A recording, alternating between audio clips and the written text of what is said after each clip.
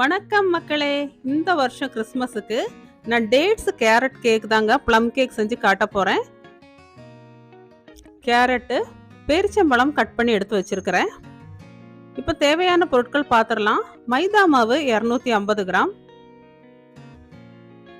அரை டீஸ்பூன் அளவுக்கு உப்பு, 1/4 டீஸ்பூன்லேருந்து அரை டீஸ்பூன் வரைக்கும் சேர்த்துக்கலாம். Baking powder 1 teaspoon, baking soda 1/4 teaspoon. நல்லா ஜலிச்சு எடுத்துக்கலாம். 1-2 தடவை ஜலிச்சு எடுத்துக்கலாம்.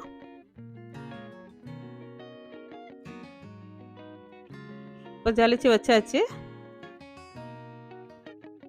இப்போ இந்த பேனில் வந்துட்டு நான் மொத்தமாக 175 கிராம் சர்க்கரை எடுத்துருக்கிறேன். அதில் ஒரு 50 கிராம் சர்க்கரை போட்டுட்டு அப்படியே நம்ம கேரமலைஸ் பண்ணிடலாம். தண்ணி எதுவும் சேர்க்க வேண்டாம். அப்படியே லோ ஃப்ளேமில் வச்சுருங்க. அப்படியே மெல்ட் ஆனதுக்கு அப்புறமா அப்படி கலர் சேஞ்ச் ஆகும். கலர் சேஞ்ச் ஆன உடனே நல்லா கொதிக்க வச்சிருக்கிற வெந்நியை கொஞ்சம் சேர்த்துக்கலாம். பச்சை தண்ணி ஊற்றினோன்னா தெரிக்கும், அதனால் கொஞ்சம் வெந்நி சேர்த்துக்கலாம். வெந்நி சேர்த்துட்டு மிக்ஸ் பண்ணிக்கலாம். ரொம்ப நேரம் கருக விடக்கூடாது. கலர் சேஞ்ச் ஆகிடும், கசப்படிச்சிரும். அப்படியே ப்ரௌன் கலர் வந்த உடனே நீங்கள் தண்ணி சேர்த்துக்கோங்க. அப்போ தான் அளவு கரெக்டாக இருக்கும். இப்போ கட் பண்ணி வச்சுருக்கிற பேரிச்சம்பழத்தை போட்டுடலாம். நம்ம அந்த கேரமலை சிரப்பில் பேரிச்சம்பழம் போட்டுடலாம். 100 கிராம் கேரட் வந்துட்டு கிரேட் பண்ணி வச்சுருக்கிறேன். கேரட்டையும் போட்டுட்டு நல்லா மிக்ஸ் பண்ணிக்கலாம். அப்படியே ஒரு 2 நிமிஷம் இந்த சிரப்பில் வேகட்டும். வெந்ததுக்கு அப்புறமா நான் வந்துட்டு ஒரு 100 ml கேரட் ஜூஸ் எடுத்து வச்சுக்கிறேன். தண்ணி எதுவும் சேர்க்காத பியூரான ஜூஸ் எடுத்து வச்சுருக்கிறேன். இப்போ இந்த ஜூஸ் சேர்த்துக்கலாம். கேரட் ஜூஸ் சேர்த்தோன்னா இந்த ஃப்ளேவர் வந்து ரொம்ப நல்லா இருக்குங்க. டேஸ்ட்டும் நல்லா இருக்கும். ட்ரை பண்ணி பாருங்கள். இப்போ நல்லா மிக்ஸ் பண்ணிக்கலாம். இப்போ கேரட்டும் டேட்ஸும் வெந்துருச்சு. ஆனால் கொஞ்சமாக ஈரப்பதம் இருக்கணும். ரொம்பவும் ட்ரை ஆகிடக்கூடாது. ஆறுனதுக்கு அப்புறமா நம்ம யூஸ் பண்ணிக்கலாம். இப்போ அந்த மிக்ஸி ஜாரில் கிராம்பு, ஏலக்காய், பட்டை, மீதம் இருக்கிற சர்க்கரை சேர்த்து நல்லா பொடி பண்ணி எடுத்துக்கலாம். பொடி பண்ணதுக்கு அப்புறமா 2 முட்டை சேர்த்துக்கலாம். எண்ணெய் 150 ml எண்ணெய், சன்ஃப்ளவர் ஆயில் தாங்க. ஒரு துண்டு பட்டர் சேர்த்து நல்லா அடித்து எடுத்துக்கலாம். நல்லா அடித்து எடுத்தாச்சு. இப்போ வெனிலா எசன்ஸ் வந்துட்டு அரை டீஸ்பூன் சேர்த்துக்கலாம். அரையிலிருந்து 1 டீஸ்பூன் வரைக்கும் கூட சேர்த்துக்கலாம். இப்போ இந்த அரைச்சி வச்சிருக்கிற மிக்ஸை கலந்து இந்த எடுத்து வச்சிருக்கிற மாவு கூட சேர்த்துட்டு நல்லா மிக்ஸ் பண்ணிக்கலாங்க. விஸ்க் இருந்ததுனாலும் பயன்படுத்திக்கலாம், இல்லைன்னா ஸ்பூன் கூட யூஸ் பண்ணிக்கலாம். நம்ம எப்படி வேணாலும் பண்ணலாம், ஒன்றும் பிரச்சனை இல்லை.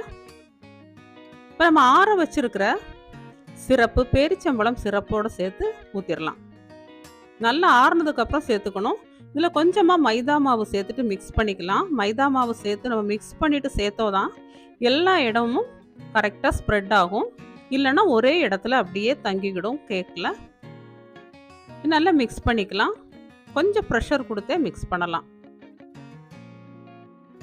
அதனால் ஒன்றும் பிரச்சனை இல்லை. இப்போ மிக்ஸ் பண்ணியாச்சு.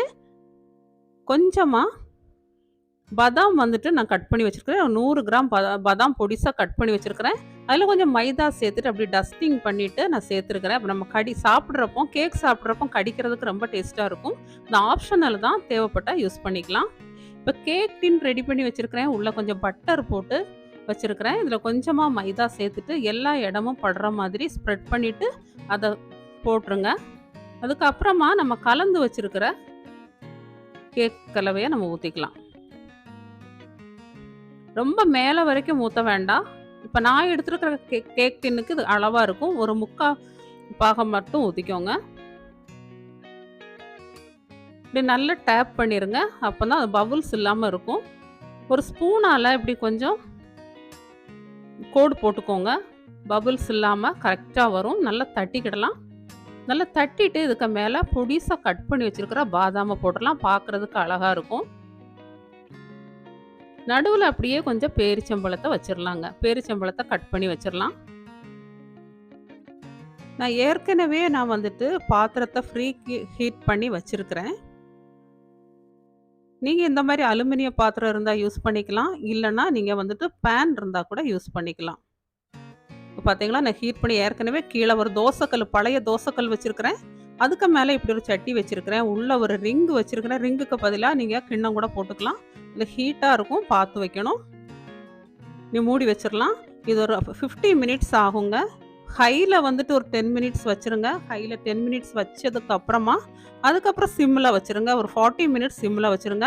இப்போ கரெக்ட்டா எனக்கு 50 மினிட்ஸ் ஆயிடுச்சு. இப்போ நம்ம செக் பண்ணி பார்த்துரலாம். பார்த்தீங்களா? எதுவுமே ஒட்டல. அந்த ஸ்டிக்ல எதுவுமே ஒட்டல. இப்படி ஒட்டாம இருக்கிற ஸ்டேஜ்ல நம்ம எடுத்துறலாம். இத நம்ம ஆற வச்சுரலாங்க. ஒரு அட்லீஸ்ட் ஒரு 2 ஹவர்ஸ் நல்லா ஆறணும். ஆறுனதுக்கப்புறம் நம்ம தனியா எடுத்து பீஸ் போட்டு பார்த்துரலாம். ஆஹா! இங்க பார்த்தீங்களா? சின்ன சின்ன பீஸாட்டு கட் பண்ணி வச்சுட்டேன். சூப்பரா இருக்கு. எவ்வளோ சாஃப்ட்டா இருக்கு பாருங்க. நீங்க ட்ரை பண்ணி பாருங்க. இந்த கிறிஸ்மஸ்க்கு என்ஜாய் பண்ணுங்க. அனைவருக்கும் அட்வான்ஸ் கிறிஸ்மஸ் நல்வாழ்த்துக்கள்.